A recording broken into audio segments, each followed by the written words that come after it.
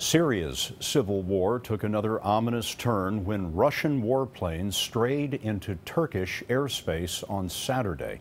Russian jets began bombing Syria last week to prop up the Assad dictatorship, while the U.S. is targeting the terrorist army known as ISIS.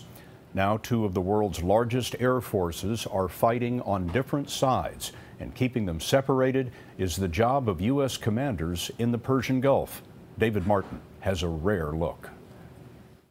Scott, this is the nerve center for the air campaign against ISIS. And through this window is the operations floor where all the missions are being tracked, including the ones over Syria, where Russian aircraft are also operating. You can see it on the screen. The yellow aircraft are Russian, the green, American. U.S. pilots flying F-16s out of Turkey first picked up the Russian planes on radar. The Russians closed to within 20 miles, at which point the American pilots could visually identify them on their targeting cameras.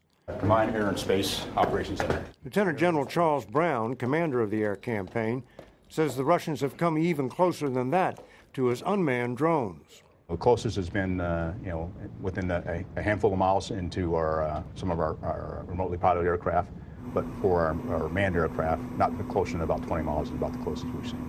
Brown says he intends to just work around the Russians. Could they just crowd you out of Syria?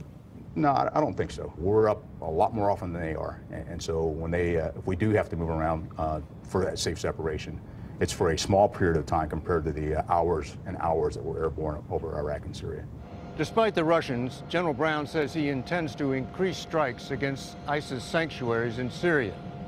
Many of those missions will be flown by the crews of these B-1 bombers, who now, Scott, must also avoid run-ins with the Russians. David Martin reporting from Qatar. David, thanks.